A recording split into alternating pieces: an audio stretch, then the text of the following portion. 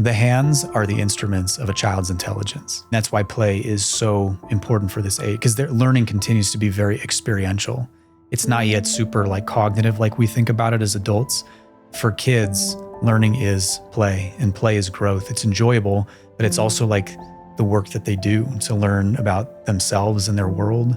Love covers a multitude of sins. And I think that that's really true about parenting is we can fail so many times in so many ways and not have the skill sets, and they're going to be okay if they know that they can trust and fall back on the secure base. You can't really understand a child's emotional life without understanding their relational life at home. Acting on emotions as guides to truth. Stillness. Surrendering to what is. Seeking. Using my gifts with purpose. Light.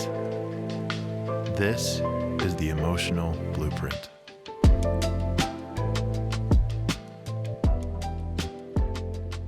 Adam Rogers, welcome to the Emotional Blueprint podcast, sir. Thanks. Happy to be here. So you have your PhD in developmental psychology. Mm-hmm. And what have you kind of developed?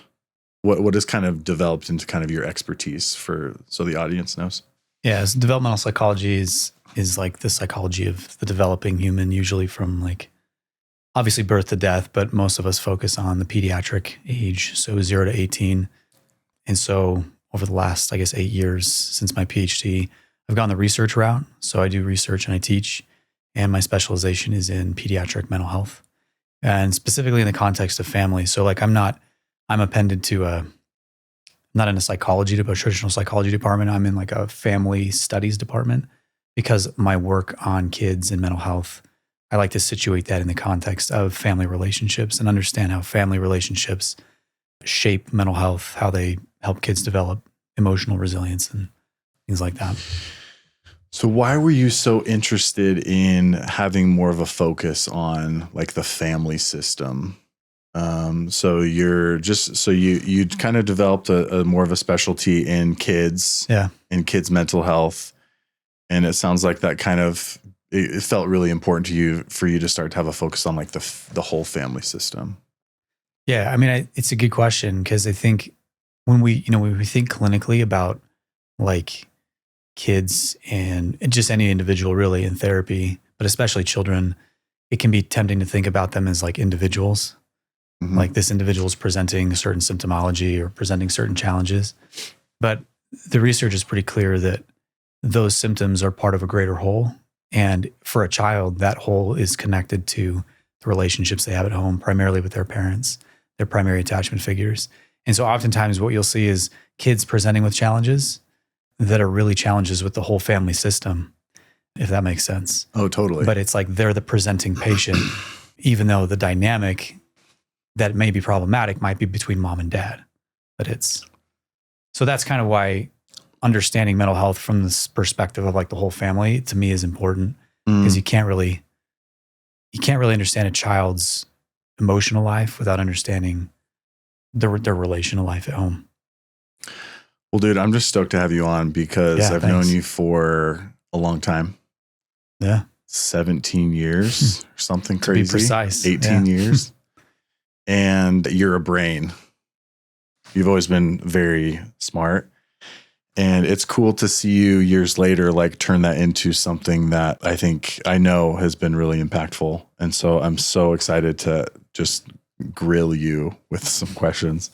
But it's powerful what you're saying, because as a therapist, I totally see what you're saying, where a parent calls us and it's hey, my teenager's the worst person, you need to fix them. And what happens almost every single time is we start working with a teenager, and it's almost every single time it's oh, the issue is actually more with the parents and how they're parenting their child. Yeah. And this is why this kid is struggling. This is why this kid has anxiety or is defiant, whatever, or depressed. And so, but the parents fully believe It's just a bad kid. So I definitely want to get your thoughts on like how much of kids struggling, and I know you've kind of had an emphasis in anxiety with kids, but how much would you say kids struggling severely with mental health, anxiety, or depression, how much would you say that that's dependent on their relationship with their parents? It's a good question. And I think obviously it differs for every kid, and there's variability because everybody's situation is unique. You've got temperament factors, you've got other environmental factors in. But I would say it's a considerable factor in most cases where there's like clinical anxiety or depression. So it may not be the only factor. Oftentimes it's not the only factor, but for a lot of kids, I'd say 70 to 80% of kids that struggle, it's a considerable factor for positive or negative, right? So like maybe there's something wrong in the marital relationship or something challenging in the parent-child relationship that feeds a challenge. But it also means that for a lot of kids, the solution, and that's kind of the key here, is that the solution to some of these challenges, whether it's the parents or not, is going to be through parents and administered at home, if that makes sense. Totally. It makes perfect sense. We make a lot of bold statements on this podcast. So we're just glad you're on so you can fact check us and make sure that we're not saying anything too crazy. Yeah, so I've prepped some questions, man, that I want to throw out there. You've already kind of touched on one, but I want to know just a little bit more about you, Adam. Why did you want to become an expert in children's mental health and development? Yeah, that's a really good question. For me, I think as I studied psychology and as I studied the behavioral sciences as an undergraduate student, I became really fascinated with like trajectories of development, like how, like the idea that people, when you meet individuals, like there's a snapshot of their life, but there's a trajectory that led them here. And in almost every circumstance where there's flourishing or floundering, so to speak, those trajectories all like tie back to and have a basis in childhood experience. And so for me, it was trying to understand, like when we meet a person who may be struggling or who may be thriving, it's impossible to kind of understand that flourishing or that thriving or that challenge without understanding a lot of the experiences that they may have had growing up. I know that sounds pretty cliche, but like we know from really good data that early childhood experiences, middle childhood, adolescent experiences in particular, really shape trajectories of people into adulthood, whether those are for good or for worse, if that makes sense. So that drove me kind of towards studying some of these things as they emerge in childhood, with the idea being, if we can move the needle here during the early years, if we can create emotional resilience during these periods of life, then we're setting people up for a better trajectory. Totally. And that's kind of been my philosophy and school of thought. That's pretty fascinating, man. I know that like every age is important. Is there some ages that are just that from the research or from what you've seen that are just like very critical, like almost like these critical points in a child's development where they need, I don't know, like is there ages that are just more critical than others? I would say the way I'd answer that question is to say that different ages are critical for different things, if that makes sense. So it's not that one age is more important than another age overall. It's that during this age, these milestones need to be achieved relatively on time, or they need to be in place. And then at this phase, as the child grows and develops, then it's this new thing, right? So for example, in infancy, it's really all about attachment with a caregiver and developing that attachment. And that attachment will be important all throughout childhood. But as children age and grow, then new milestones come online and need to be addressed at each of those ages, if that makes sense. Let's talk about the emotional needs specifically throughout like the developmental stages and maybe even from 0 to what is it, 17, 18? Is that sure? Yeah. Okay. So generally, is it the main emotional need of an infant? Is it physical touch? That is how, so that's a really interesting way of putting it. I would say so children in that age, we know they don't think and process information the same way that adults do. It's very It's what's called a sensory motor period of development, meaning that the way they think has to do with sensation and movement. In other words, little babies and infants, even 18 months old, 24 months old, these children don't have really robust symbolic representations. And so the way they have to make meaning of the world, the way they have to make sense of the world is through physical interaction. And so it's exactly right. Like the way that they make sense of emotional connection isn't a thought, isn't an idea. It's physicality. It's physical touch. Cool. So it's super important for kids. It's going to continue to be important all throughout like early childhood, especially. But yeah, during that infancy stage, that's the primary mechanism of bonding is that physical touch and closeness. So it's really cool to talk about this with parents or with potential parents that are having their first child. There's always a lot of like, are you ready? Am I going to be ready? Like, this is a big step for us. What reassurance, what like, if you were to shoot it to them straight, like, as long as you do this in the first 6 months of having a kid or a year of having a kid, like, that's pretty good. Yeah. First of all, basically physical touch. So yeah, I mean, first of all, I love the idea that of you're saying like you're doing pretty good, because the transition to parenthood is tough, and like we can never be perfect. And I think parents can drive themselves crazy thinking about all the mistakes they're making. And I think we're just going for like good enough. And when it comes to good enough, it's proximity, right? It's proximity for a child, which involves physical closeness and physical touch. I think a really important kind of nuance to that from the literature is that we know that children's attachment systems are built through physical touch, but especially when they experience distress. So when a child is scared, when a child is hurt, when a child is hungry, it's how we respond to children in those moments that builds their sense of trust or mistrust in their attachment and their caregiver. So when a young baby is like, when a 4-month-old is crying, they're distressed, that proximity conveys to the child that there's responsiveness to that distress. Does that make sense? Yeah. So dude, I'm so fascinated, but I can't wait to go through some of these other stages. Yeah. So we're just starting with infancy, and then we're going to build up through some of the developments. Sweet.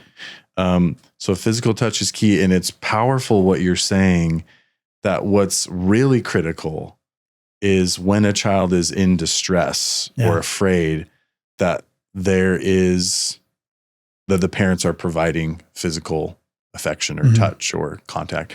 So what about this idea that you need to let this baby cry it out? Yeah. Like, that's how they get tougher. Yeah. They need it. Yeah. We have some interesting ideas about how we build resilience in kids. And that's a really common one. I didn't know if you're going to go there, but I was going to mention it too, which is a lot of parents think if they just let their baby cry it out, that they're somehow building toughness in their kid. And that's just I feel like that's damaging, isn't it? For 0 to 6 months, I think the phrase that I keep coming back to, and the phrase I tell my students all the time, is you cannot spoil a baby when it comes to physical touch, because that's their primary way of understanding, knowing the world, knowing that they're okay, knowing who they can trust.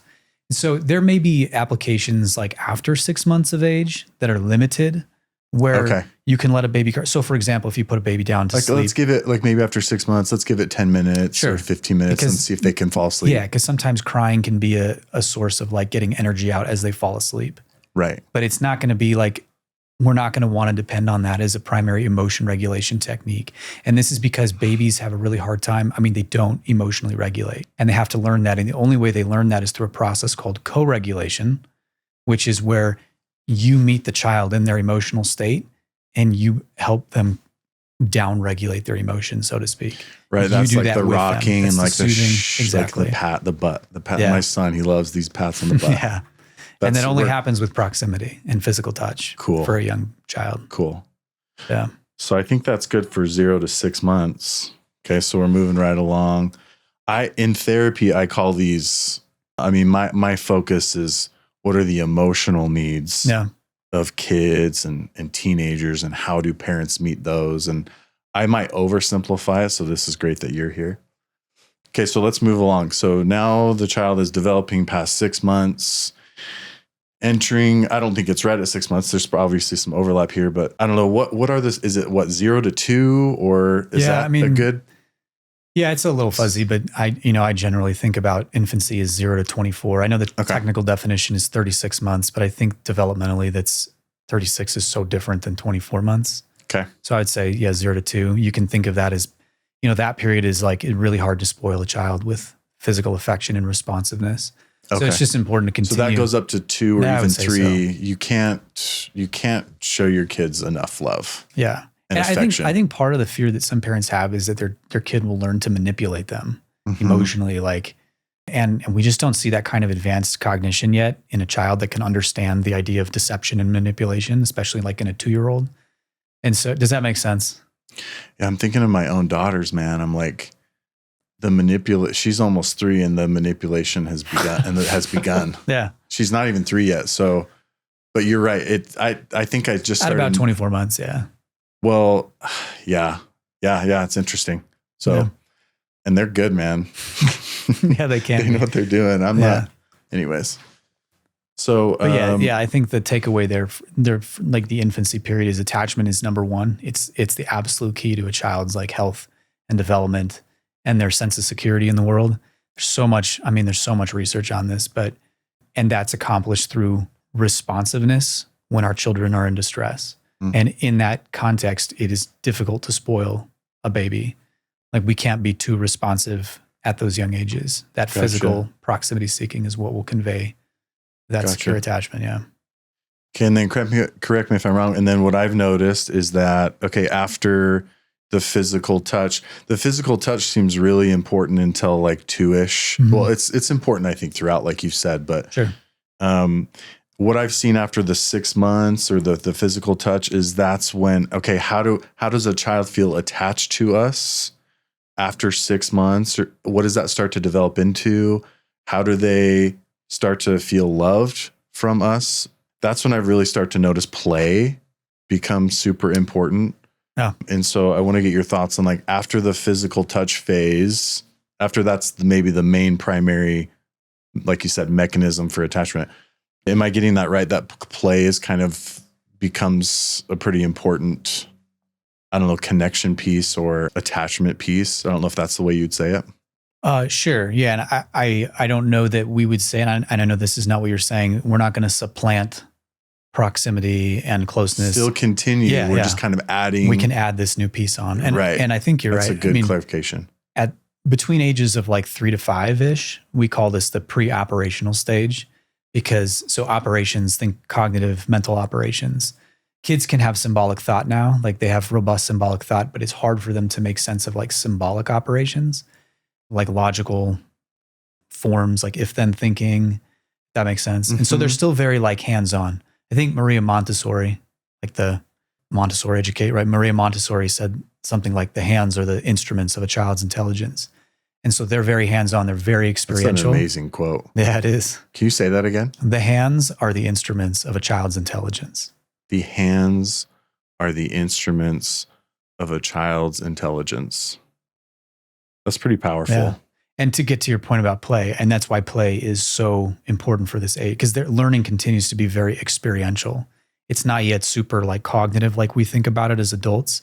For kids, learning is play, and play is growth. It's enjoyable, but it's also like the work that they do to learn about themselves and their world, their attachment to other people in their world, because play simulates a safe environment for them to like explore their surroundings.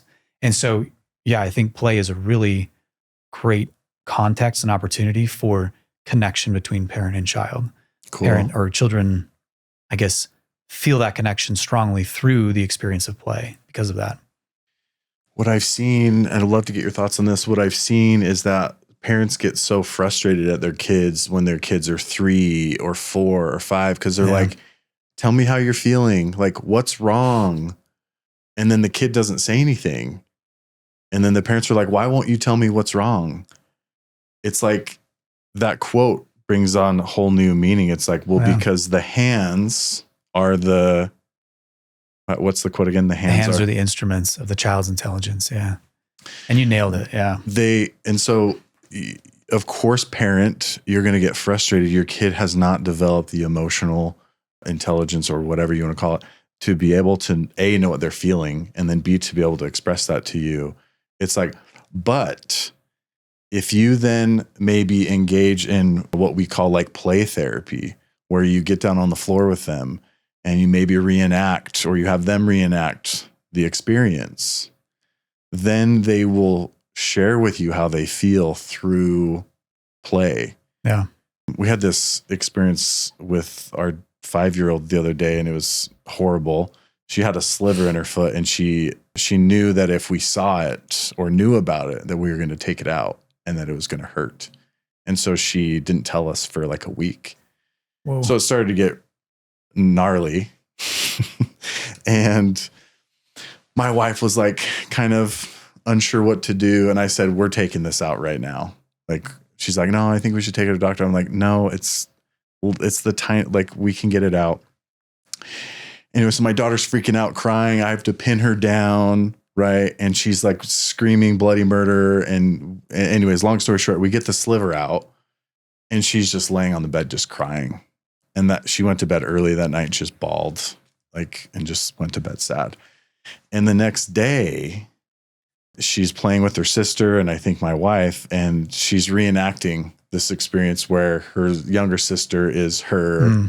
And she's having to take the sliver out. And it was just it was kind of funny, but she was expressing real emotion. Like, Exactly. I was like, you must be so scared. Yeah.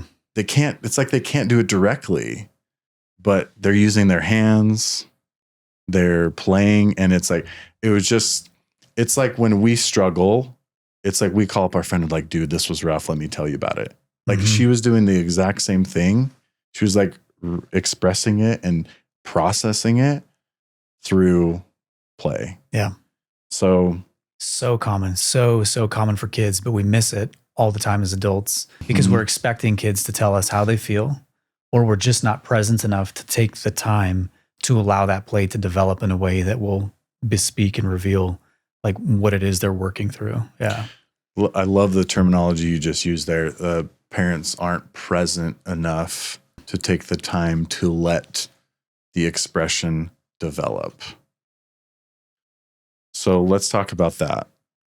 What does that look like? How? Because we've been talking a lot on this podcast, the importance of being present and still and in the moment, and how that's where all true like creativity and connection emerges from. That's where God is. So like it's a good place to be in. What does that look like for a parent to be present with their kid to help them express difficult emotions? Yeah, good question. I think on one hand, it means to be safe, like to live with our child in a way where they perceive that we're trustworthy, that we're a safe person, that they can be themselves around, which means not being harsh or punitive in our everyday interactions with them. I mean, yes, sometimes we'll have to discipline children, but that's not the same thing as being harsh or punitive. Sometimes we get those things mixed up. I think children need to perceive that they're connected to us in that way. I think it means also, for a lot of children, it means being on their level, like literally physically being on their level. 100%. Yeah. My kids like to play on the floor. My daughter especially. She's like, that's where her play exists. And it's literally about me sitting down on the floor with her and being in that space. Because again, they're very sensory motor, pre-operational, like they're experiential, and that's their level. It's so powerful you're saying that, because why are some parents like resistant to that? Or why are parents resistant to getting on their child's level, their younger child's level physically, like getting down low on the floor and playing with them? I think there's a lot of reasons. One simple reason though, explanation is like, oh, it's kind of uncomfortable. Yeah. Like I don't want to be on my knees. I don't want to be like sitting awkwardly. And that's like a sacrifice. Yeah. Like view that as like a sacrifice. Okay, I'll be a little uncomfortable. I'll have to like, my shoulder might hurt a little bit or my back, but it's like, I don't claim to be that good at this. This is a good reminder for me, but it's so important, man. It's so important. I want to get your thoughts on, okay, so we're talking about getting on their level. We're talking about how to some of the best practices of like how to play with your kids so that they feel connected to us. I want to ask you a question on something you said. You were talking about how the importance of safety, and how we were talking earlier, how failure is basically built in to the parenting experience, and how that's okay. What makes that okay? Because there's these moments that every parent has, I feel like, where they maybe yell at their kid, or their kid might be doing something and they might, I don't know, give them a smack on the head or something, and then afterwards feel bad about that, or like, oh, I shouldn't have reacted that way. Like, what kind of reassurance can you give parents that occasionally react in not safe ways? Or in ways that are just like not consistent with what a child needs. And that, I see what you're saying. I think there's a couple things that, help me personally, like in my own parenting mishaps and mistakes. Number one is just knowing that children are resilient and they'll be okay. Like, they can weather some of our mistakes. They're so resilient. And they're so forgiving too. Like, they're so willing to forgive. They're trusting, which, we don't want to take advantage of that, obviously, in our kids, but we can be grateful for it as parents. I think the other thing too is knowing that when we talk about these attachment systems that we need to develop with our children, we're not talking about being perfect. The research talks about like there's a magic ratio, meaning that there's 5 positive interactions for every 1 negative interaction, meaning about 80% of the time you're responding well. And that's going to be so enough for a child to get the consistent message that when I'm hurt or when I'm scared, this is like mom will respond this way, dad will respond this way, and I can trust them. It's where we start to get to like ratios of 1 to 1. Like for every positive, there's a negative. And because that, if you think about it in a child's mind, it feels arbitrary. It's like, well, it's a flip of a coin. Based on how I express my distress, I can't tell if they're going to go this way or that way. How do I know what to expect? Exactly. It's unsafe. It's uncertain. Right. And this is probably one of the main root causes of anxiety in children, right? I think inconsistent responses from parents. I don't know. I've seen that. I've seen that in my world of therapy. That is like a pretty big factor. When there's consistent inconsistency is when we see the development of what's called an anxious attachment style, or an ambivalent attachment style is sometimes what it's called. The term there, ambivalent, right? The word ambivalent, meaning mixed feelings, mixed emotions. And so the child wants the connection. And we see this really interestingly. Like you'll see 18-month-olds, 2-year-olds do this a lot, where they'll have a situation where they're playing with their mom. It's called the strange situation, if you're familiar with this. But and then it's like an experimental paradigm. Mom will leave the room. Caregiver will leave the room. Child is distressed. That's very normal. That's like what we should be seeing when mom leaves and they're in the room alone or with a stranger. Mom comes back in, and it's on the reuniting that we see the attachment style. So a secure kid, a kid that feels securely attached to mom, is going to go to mom and be very quickly and easily soothed because there's confidence there that mom can soothe me. But with an ambivalent or anxious child, that child is going to connect to mom. They're going to go to mom, but they're going to try to push her away at the same time because they're ambivalent and they don't know whether to trust or how mom's going to react to their distress in this situation. That's so fascinating you're saying that, because I've noticed that with my own kids. Like if they're crying and they're in distress, how comfortable do they feel towards me as their dad coming to me? Or if I offer a hug, how comfortable of an experience are they like pulling away? If they pull away or don't want it, in my mind, I'm like, okay, I got a little bit more work to do to build that safety, that safety in this attachment that you're talking about. Yeah, that's an interesting application to like everyday parenting, which is we learn a lot from our children's response or to like the reuniting, so to speak, when our child is in distress. How they're responding to that moment of reuniting conveys a lot about how they trust and who they trust. If that makes sense. That's powerful. So without being too hard on yourself, parent, you can use how does your kid respond to you when you offer love when they are distressed? Yeah, that can be a great indicator of like how well you are actually, regardless of what you think or what other people think, your kid will tell you the truth through their comfort level in situations like that.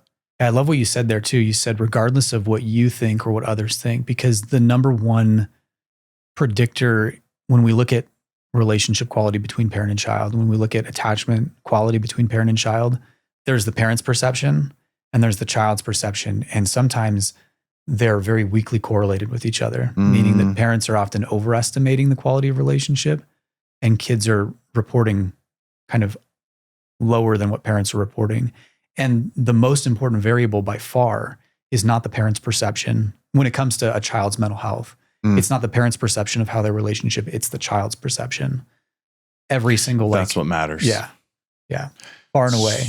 When you put those two things into a controlled statistical model, the one that rises to the top every time is what the child thinks about the relationship quality. And sometimes those aren't, they're not really like, that's sometimes fascinating. they're disparate. Yeah. That's fascinating. So we're talking about, as a parent, how can you know if you have a good attachment with your own kids? Well, we're saying 80% of the time, the goal is to a B- or higher with how you are responding. And that's enough. And that's enough. And so we're talking about that. And then we're talking about, how does your kid respond to you when you offer affection or when they're distressed? Yeah. So those are great indicators. Anything you want to add to that? Other ways that parents can tell how they're doing? I think those are really good. Those are like, we're talking about this younger age group where it's hard. Yeah, it's hard for them to express kids. Their feelings. It's hard for them to know how to state things.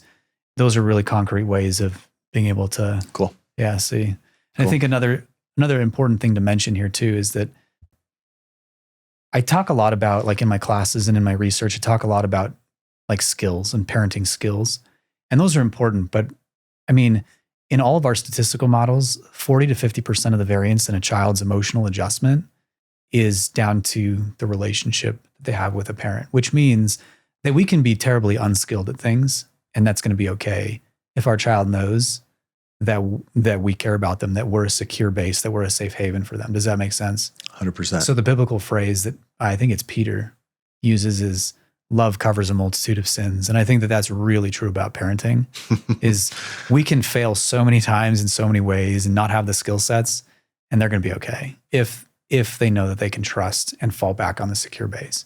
And we want to teach skills because they can move the needle a little bit too, but really that's the foundation, I think. It's a beautiful conversation so far, man. It's reminding me that I need to do better with my oldest.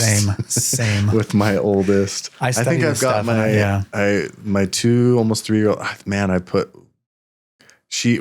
when she would respond, when she was in distress and she would run away from me, I'm like, no, like I got to put in work, and that's gotten so much better. So I feel good about that. But man, my 5-year-old, I gotta put in a little bit more playtime.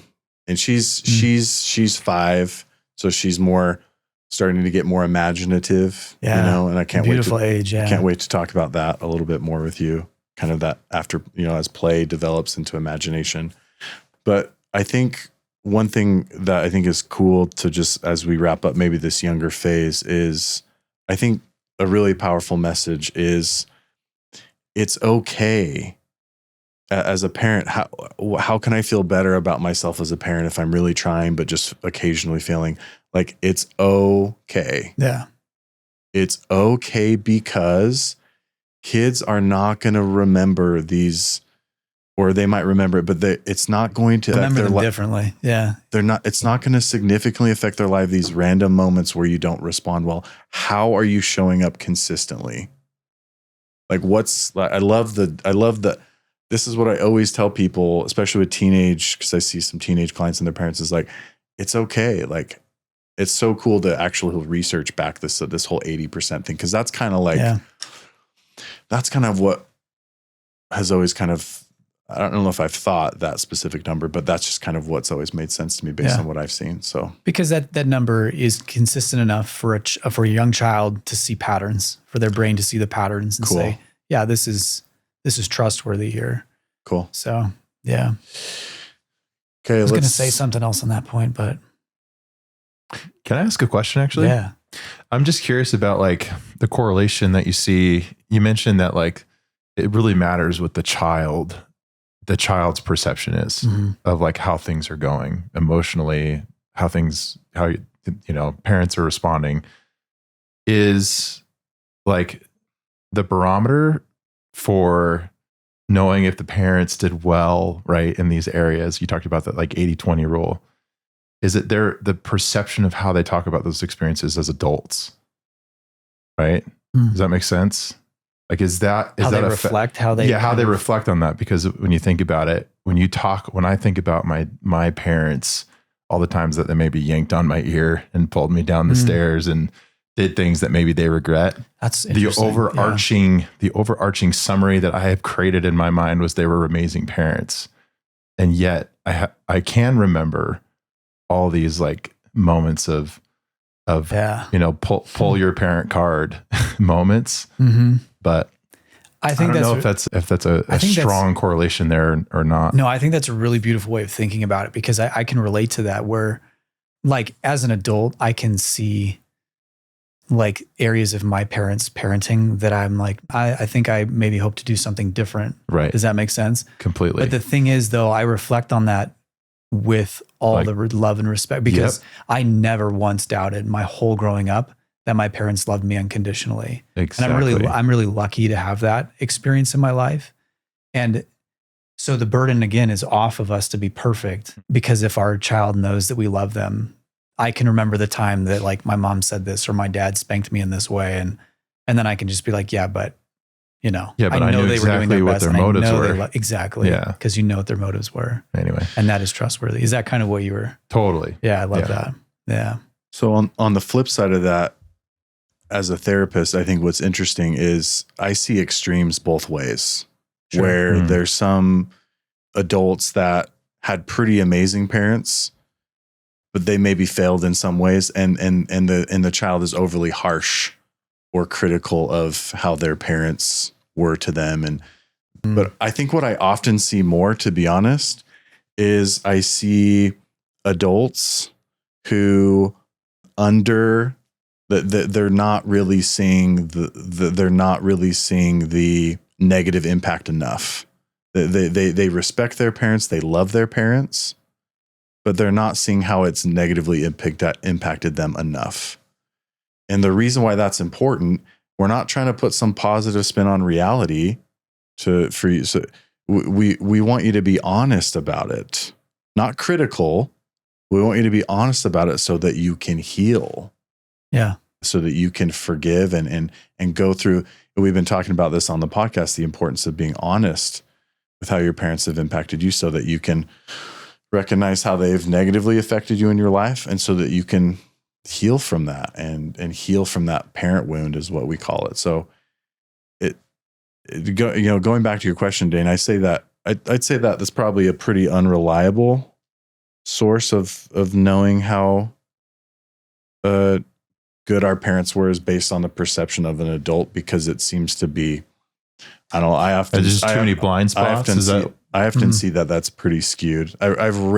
This is my experience in therapy. I've rarely seen someone accurately have a full picture of the good and the negative that's come from how their parents have affected them. Interesting. And that's so important. Again, the honesty of that leads to can lead to great healing and strength. That's the whole point of looking at it. So it's a pretty cool question though, Dane. So it's a hard balance to have. I think the hardest thing about it is like just the blind spots that are there, that you don't know what you're missing or what you're, you know what I mean?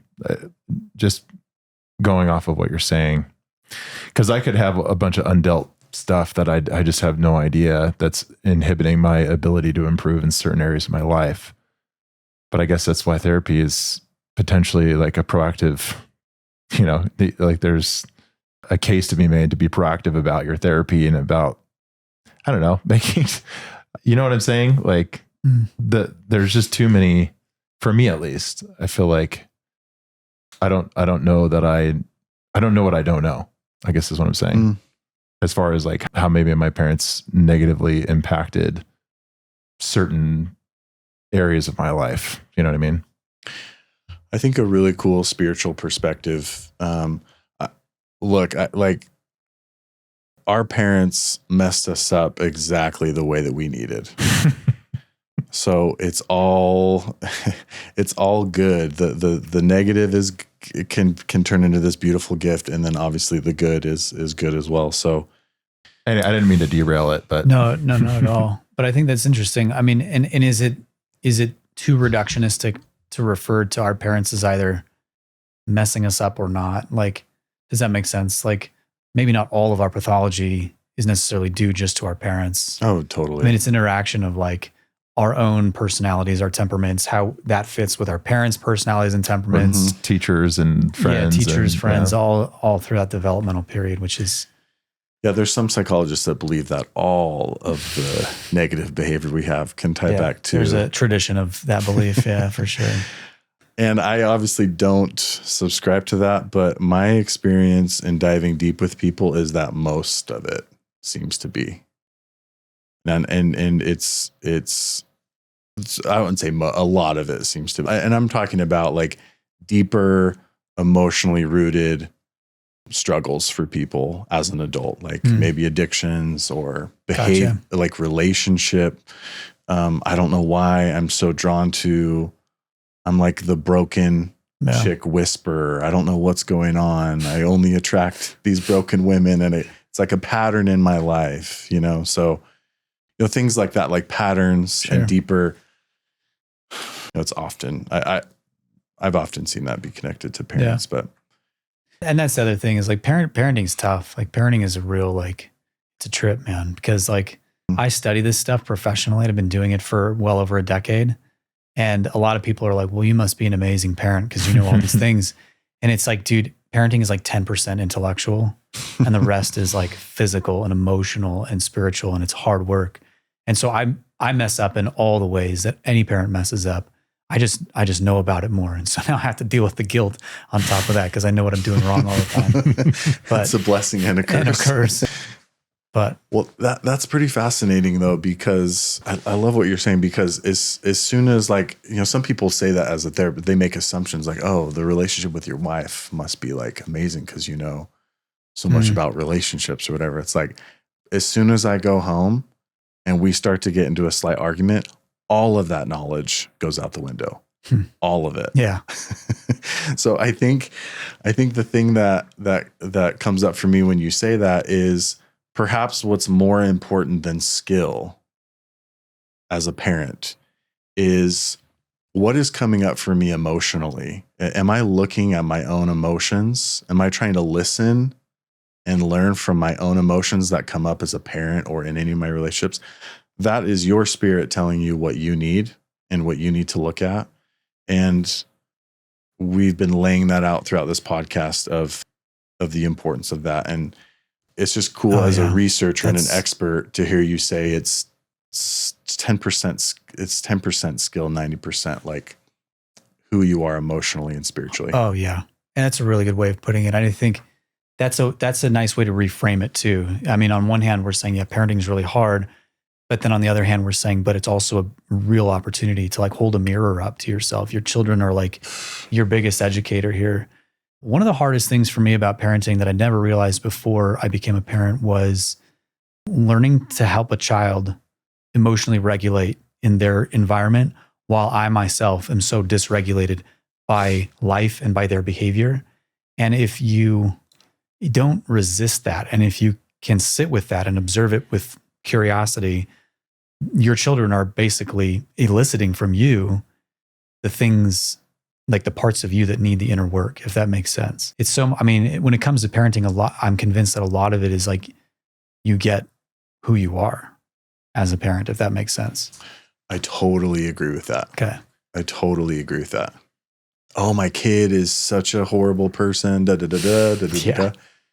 If you hold up a mirror, I wouldn't say all of it is that, Yeah. but it's a reflection. Kids are so pure, especially at these young ages. Mhm. There's a purity to them. There's a sensitivity. There's a gentleness, a humility. It's just all comes natural. And so how your kids react to you, in most cases, I would say, tell me if you think, I think is mostly you. I think I think there's a lot of wisdom in that statement. Yeah. Yeah. You get who you are with kids. You get who you are. Wow, that's powerful. Yeah. I mean, like, I had an example where my 4-year-old was, a couple of years ago, our 4-year-old was going through some stuff with some anxiety, which became a big catalyst for like wanting to study this more diligently myself. But that was a hard experience. One of the ways that he manifested it was that he would just ignore us. Like, he just would not listen. And initially it was tempting to see an obstinate child that was just like, what's wrong with you? Why aren't you listening? But when we sat with it, when we tried to understand it, what we realized was that tendency for him to ignore and not listen was because he didn't feel heard. He felt like we were ignoring him in his environment. Not necessarily that we were trying to, but there were needs that he was trying to express that he didn't feel were heard.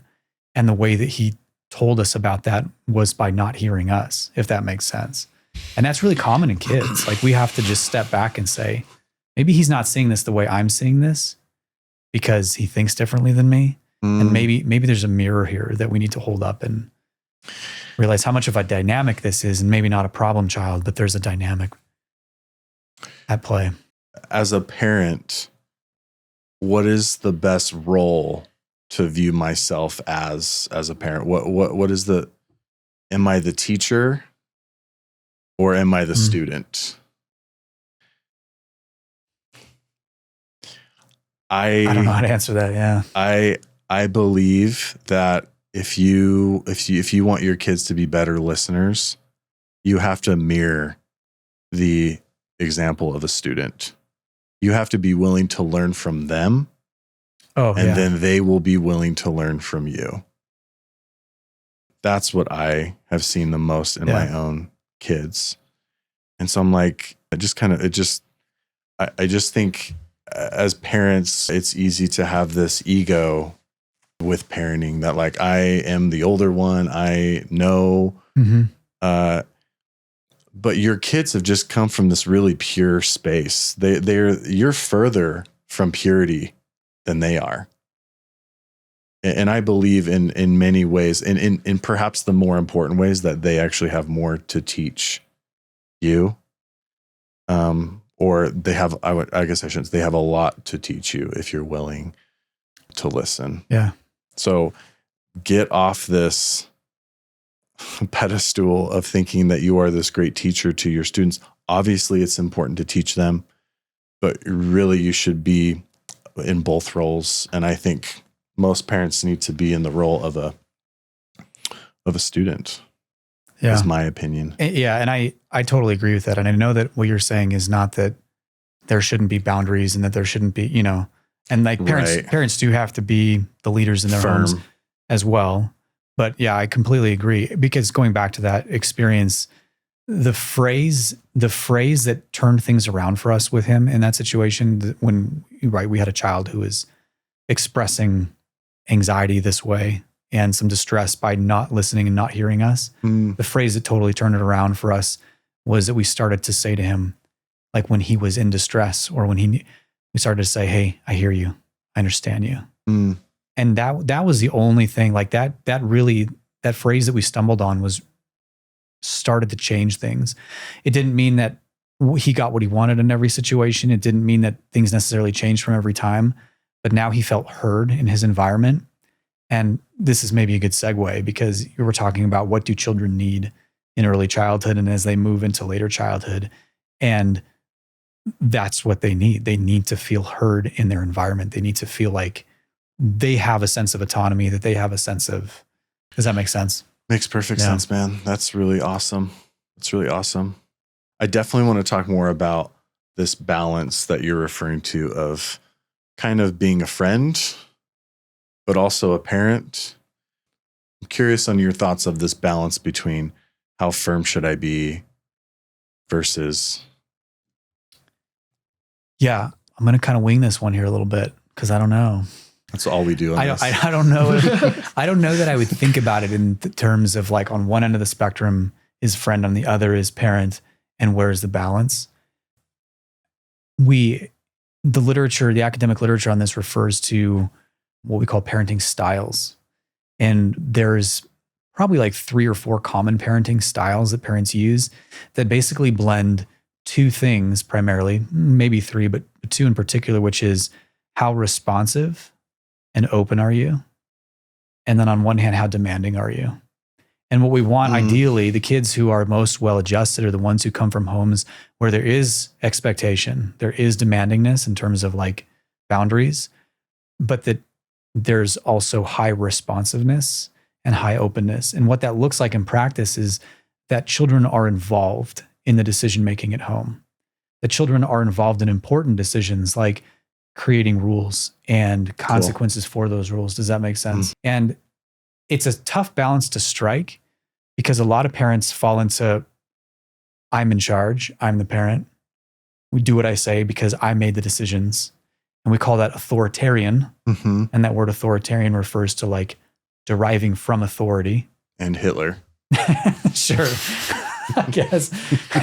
And then on the other end of the spectrum, you have what's called permissive, which is there's not a lot of demandingness. There's not a lot of boundary. There's not a lot of like hierarchy between parent and child. Child can do whatever they want. Parents are basically their child's best friend. And kids get into a lot of trouble with that situation too. The ideal is what's called authoritative, which means approved by authority. So the parent would be the leader in the home, but ideally, like the family comes together and they can, to the degree that the child is capable of this, participate in important family conversations. And then it becomes sanctioned by the parents, if that makes sense. That's a tough thing to do in practice all the time, but I think it's what we want to aim for. We want to have expectations, but we also want to have the openness and the responsiveness at home to a child's thoughts and opinions. Children need to feel heard, right? That's kind of blowing my mind, that definition, because I've heard those parenting styles so much, but I've never heard it explained as authoritative is simply put approved by authority. Yeah. That is powerful because I'm just thinking of the application of this. It's like, my daughter comes and says, Dad, can I have a piece of candy? And my immediate answer is no, which is fine to say that, by the way. Sure.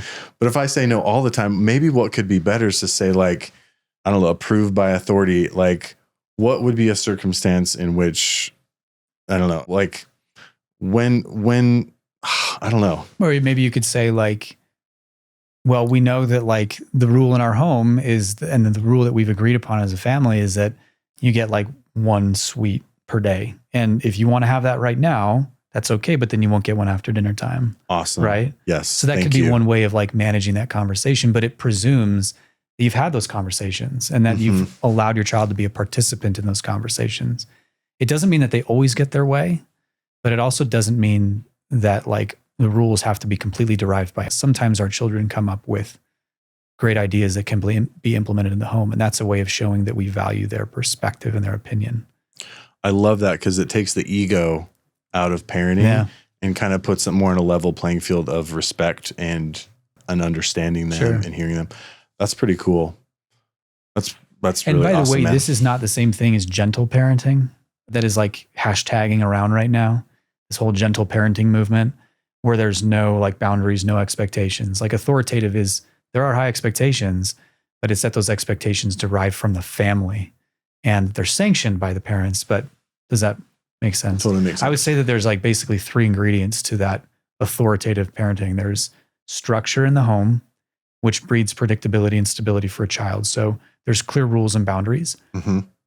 Number 2 would be democratic participation, meaning that children can participate in those conversations at home, allows them to feel heard, but it also allows them to contribute to that like have a seat at the table. And then the most important is just responsiveness, like being able to see and hear and understand and validate where our children are coming from in those conversations. And yeah, that makes. That's great, man. That's great. So before we move on, we're moving on to the development of now, I don't know, 6, 7, 8, 9, 10-year-olds maybe.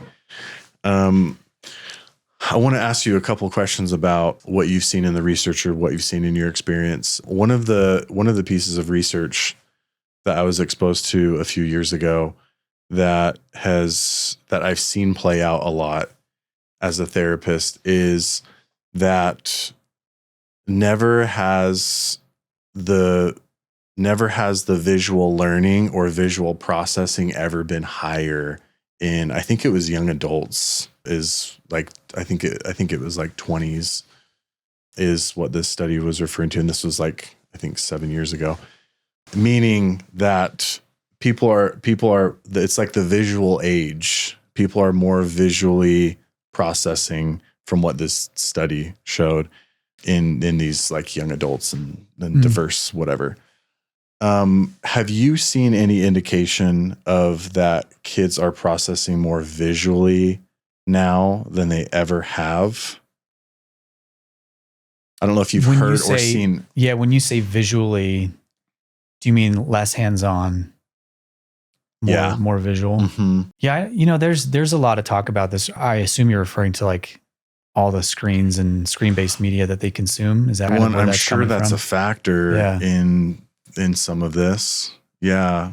And I think there's great consequences to that. And then there's also, good and bad. Yeah. If I understand where you're going with this, I know that it's kind of a hot topic and a controversy in the science as well, is when we know that what's important for children at this age is experiential learning, hands-on learning, hands and relationships, like in-person relationships, we start to have concerns about the amount of time that kids spend on screens, whether that's on the internet, social media, whether it's playing video games. TV. And it's not because necessarily the content is necessarily like bad or harmful. I mean, there's some better content than others, but it's because this content displaces. It's what it displaces. The number, I think the estimate is 7 to 8 hours a day on average children are spending on screen-based entertainment media. Oh my gosh, man. 7 to 8 hours per day. Wow. Yeah, it's a third of their lives. And that's displacing one-on-one time with people. It's displacing that what you referred to earlier as just being present in a moment. Mm-hmm. It's displacing opportunities for sensory motor learning. And there's, I think, legitimate concern to be had over that, because for decades we've known that this is how children learn. It's how they process information, and it's how they grow. It's how they understand their world.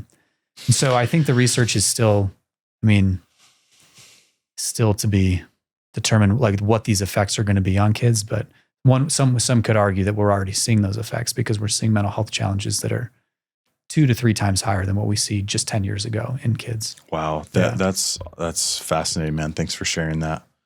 It's crazy how, if you were to ask most parents, like, how long do you think your kids spend on screens every day? Yeah. They would probably very underreport, like, probably 2 hours or 3 hours, but it's like 7 to 8 on average. Yeah. That blows my mind. Yeah. It's wild. That's sad to me. Yeah.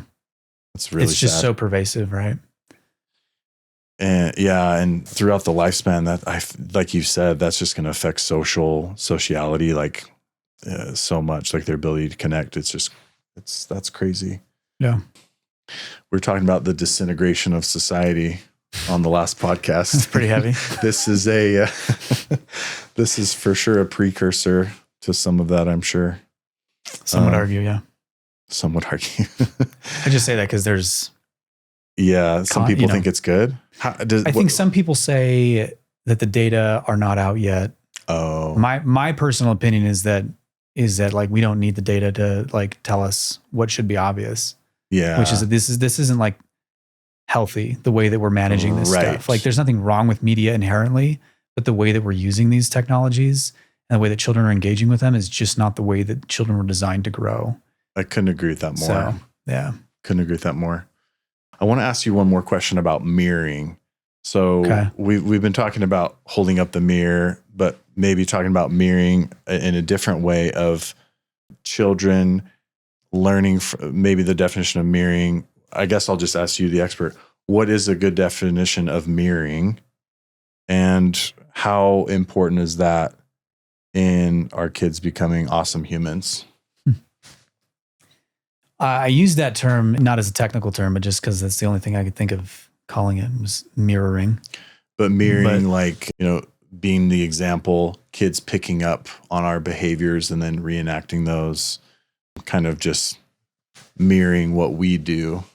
Oh, okay. Yeah. I guess is in the context that I'm kind of asking the question. I see what you mean. So mirroring is a tool for like teaching our children. Right. Yeah. I mean, so for probably like 50 years, scientists have talked about this. They call it observational learning. Yep. Which I'm sure you've obviously heard about, or modeling. And that is one of many ways that children learn from adults. And we know that it is contingent, again, on the relationship a child has with their parent. So your child is more likely to mirror the good things that you do when they respect you and when they feel respected by you, primarily. So again, it goes back to this responsiveness and this attachment, this connection. Right. That makes a lot of sense. There's also a form of, I guess we could call it mirroring, but I kind of talked about this earlier, but it's called co-regulation. And it's really easy in the home. We know that emotions are contagious between dyads and triads. And in parent-child relationships, emotion can be contagious. So when a child presents as really anxious or fearful, that emotional state can be picked up easily by the parent just subconsciously, and vice versa. And so this is it's kind of an important thing to understand, that like when we think about parenting, we often think that, I'm going to influence my child. But one of the truths that we've seen really clearly is that children influence parents a lot as well. But if we're not aware of that as parents, if we're not aware of the ways our children influence us, for example, by how they make us feel or the feelings they draw out of us, right, then we can easily get trapped into some potentially negative patterns of like this maladaptive synchrony, emotional synchrony. But on the other hand, if we're aware of that, it allows us to like kind of take our place as the emotional leaders of our home. And we can help our children learn proper emotion regulation by modeling that for them and inviting them into that process through a synchrony, co-regulation type of mechanism. Yeah, we were talking about that earlier a little bit, right? Like the importance of being aware of what you're feeling emotionally and trying to listen and learn from that. Yeah. Is key in life and also in parenting. How familiar are you with like trauma and the impacts of that in a family system for a kid or for... From an academic perspective, I'm familiar with the literature. I know that the clinical perspective is just as important on that as well. And I'm not a clinician, but... Well, let's merge both of those. Let's try it. Yeah. Because I just want to ask maybe one or two questions on that I think would be really helpful.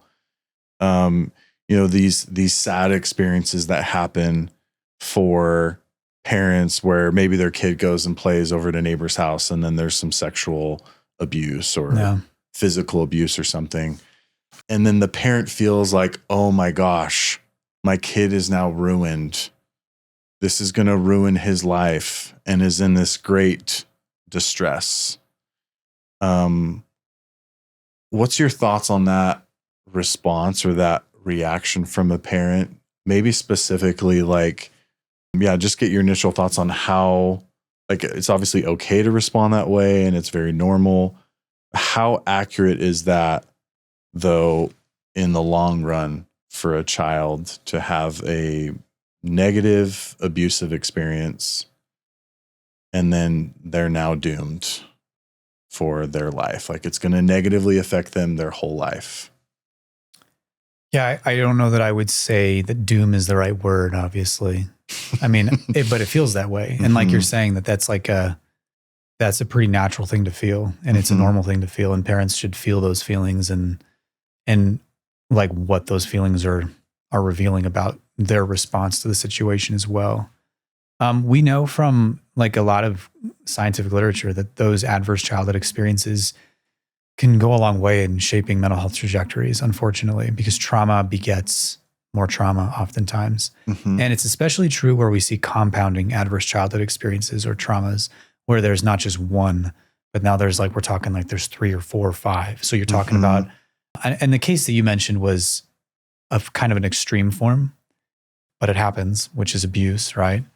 And imagine that compounding with something like the loss of a parent or the divorce of their parents, which are experienced by children as traumatic too. And as those compile, then yeah, you're probabilistically increasing the odds that that child will experience some pathology later in life. And I don't think the way we think about that is that they're doomed, but I think we have to recognize as parents that this changes the situation. This changes the constraints that my child will experience throughout life. This could change aspects of how we have to now manage emotion in the home, how we have to manage their experiences. It's just such a good perspective, man. I want to share maybe some good news or some hope in a situation like that, or, depending on the severity. I obviously shared it a little more severe, but what is the hope as a parent if my kid experiences some form of abuse or something traumatic? Well, the hope is that they have done this research where they took, I can't remember the details because I don't want to botch it, but they took this large group of kids who they all had experienced like some form of sexual or physical abuse, like pretty severe stuff, like in childhood, in younger childhood. And the prediction is that nearly all these kids were going to have serious effects as an adult, like self-worth issues, relationship issues, or addictions, And certainly many of them did. But there's the smaller group of adult children that were very, like, it was as if, like, they were really healthy. It was as if there was no trauma in their past. And what was fascinating is they then did research on, like, okay, were there any commonalities between these groups? And for the kids that really struggled, what they all had in common is they all had 0 parents that, as throughout teenage years specifically, that they felt comfortable opening up with as a teenager. They didn't feel comfortable opening up with their mom for whatever reason, nor their dad. And what's fascinating is what all of these kids had in common that were able to heal from the trauma into adulthood and be really good is they had at least one parent that they could open up to and receive response and comfort from, specifically as a teenager. Yeah. Okay, so that's always been pretty fascinating to me. And I think there is a lot of hope. So the hope is that if you, and I'm focusing more on teen years because that's what this research was correlated with, but especially as your kids get older, if you're really, I almost kind of view the younger years as establishing the safety. I love the word, can you establish some safety and, connection? I can't wait to talk about the teen years because that's probably more of my exposure is teens. And the hope is that if they feel comfortable opening up with you and that's consistent, there's a lot, like you said, they're resilient and they can really heal way more. Yeah. So curious, just any initial thoughts on that? No, yeah. I mean, you summarized it really well. I agree. I just think there's a lot of, now one of our guests shared, I think the deepest trauma that somebody can experience from what I have seen is somebody that has experienced sexual abuse or a strong physical from their parent, from this caregiver. And when we had Anna on the podcast, she shared her story because she had this, this happened for her. And it was just like, and she's a highly emotional, highly sensitive woman who also happened to experience the deepest and most severe trauma, perhaps. And if she can heal and kind of experience this spiritual and emotional transformation, it's like it was such a beautiful and powerful like witness of the Spirit of Christ if you believe in that, or just the spirit of healing that is Sure. that can be found. And that's as we seek it. If you have benefited from this podcast in any way, it would mean the world to us to have you subscribe, to allow us to keep it going and bring on inspirational human beings.